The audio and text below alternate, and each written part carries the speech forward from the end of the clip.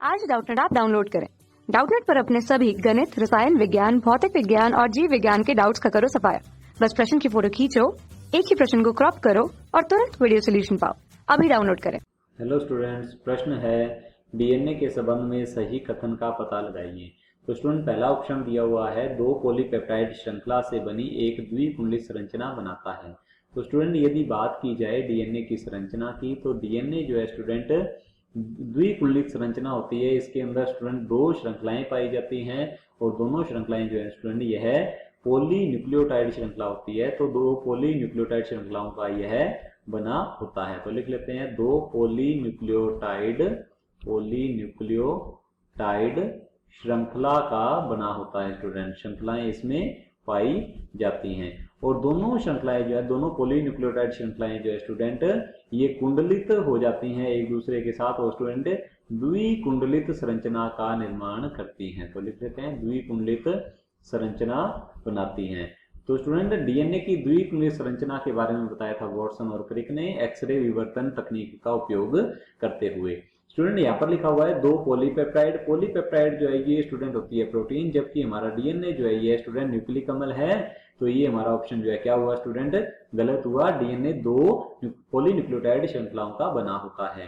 अब स्टूडेंट आगे वाला ऑप्शन देख लेते हैं। ऑप्शन बी दिया हुआ है, यह एक अम्लीय पदार्थ है जो केंद्रक में उपस्थित होता है। इसकी पहचान सबसे पहले फ्रेडरिक मैस्चर ने 1869 में की थी।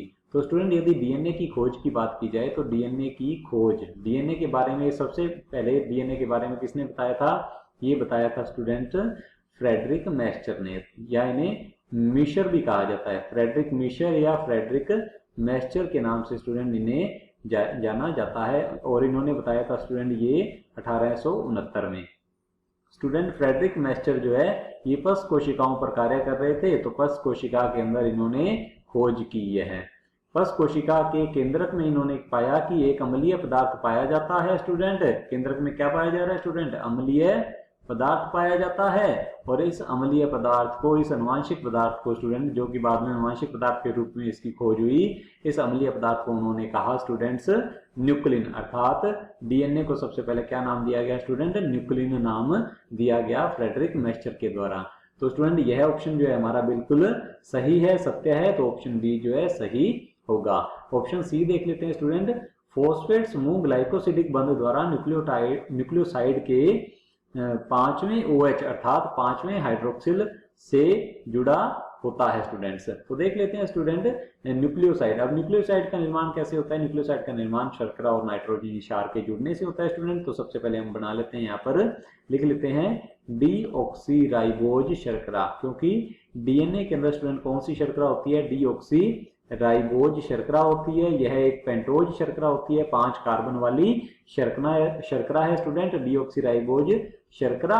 और इसके पहले स्टूडेंट पहले कार्बन के साथ जुड़ जाता है स्टूडेंट, क्या जुड़ जाएगा? नाइट्रोजनी क्षार। तो लिख लेते हैं नाइट्रोजनी क्षार। अब नाइट्रोजनी क्षार स्टूडेंट मुख्यतः दो प्रकार के हैं, पिरिमिडिन और प्यूरिन। तो स्टूडेंट नाइट्रोजनी क्षार के जुड़ने से शर्करा के साथ ये बन जाता है स्टूडेंट न्यूक्लियोसाइड। तो लिख लेते हैं न्यूक्लियोसाइड। अब न्यूक्लियोसाइड जो है स्टूडेंट इसके पांचवें कार्बन के साथ क्या जुड़ जाएगा स्टूडेंट्स?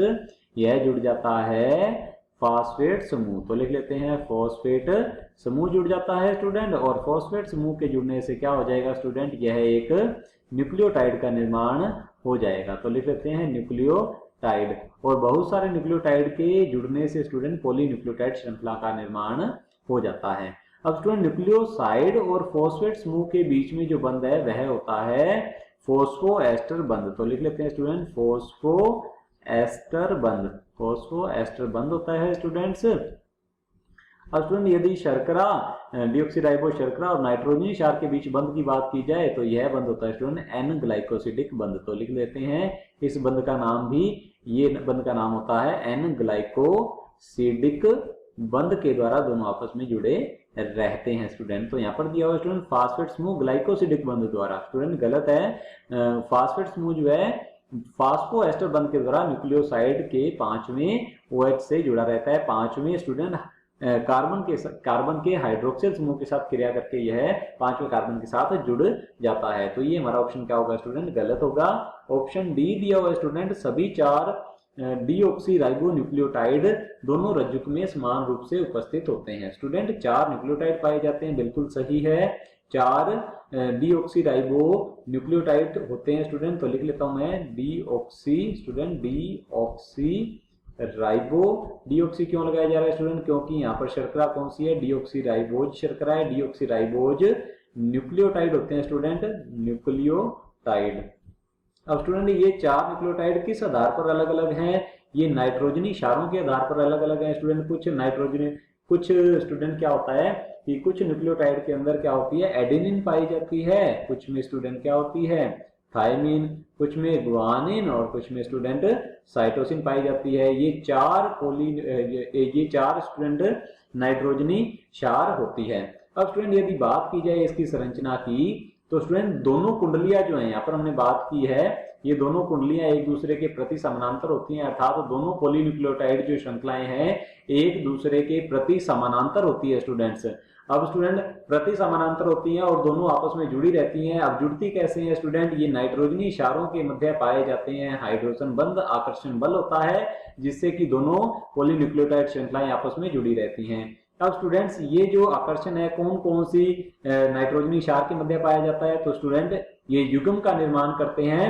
ए के सामने जो है स्टूडेंट हमेशा टी आती है, अर्थात एडेनिन के सामने हमेशा थायमिन आती है और गुआनिन के सामने स्टूडेंट हमेशा आती है साइटोसिन। और गुआनिन और साइटोसिन के बीच में होते हैं स्टूडेंट 3 हाइड्रोजन बंध और एडेनिन और थायमिन के बीच में होते हैं 2 हाइड्रोजन बंध। तो देख सकते हैं स्टूडेंट्स यहाँ पर हम कि प्यूरिन, ये दोनों क्या है, ये दोनों ही स्टूडेंट क्या है, प्यूरिन है। और ये दोनों जो है थायमिन और साइटोसिन जो है ये क्या होती है स्टूडेंट, ये होती हैं pyrimidine। तो लिख लेते हैं pyrimidine है स्टूडेंट्स।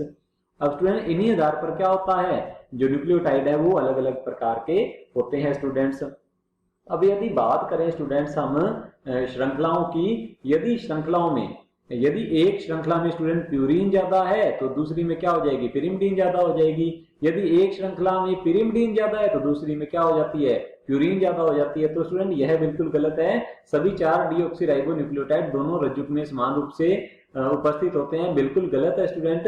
एक की मात्रा एक श्रृंखला में ज्यादा होने से क्या हो जाएगा, दूसरी श्रृंखला में जो pyrimidine है उनकी मात्रा ज्यादा हो जाएगी। प्यूरिन जो है हमेशा pyrimidine के सामने आती है और pyrimidine जो है प्यूरिन के सामने आती है, अर्थात स्टूडेंट दोनों पॉलीन्यूक्लियोटाइड श्रृंखलाएं एक दूसरे के पूरक होती हैं। तो ये हमारा जो ऑप्शन है ये भी क्या होगा स्टूडेंट, गलत होगा।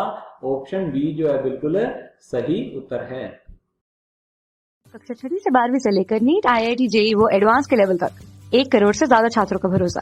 आज ही डाउनलोड करें डाउटनेट ऐप या व्हाट्सएप करें अपने सारे डाउट्स 8400 400 400 पर।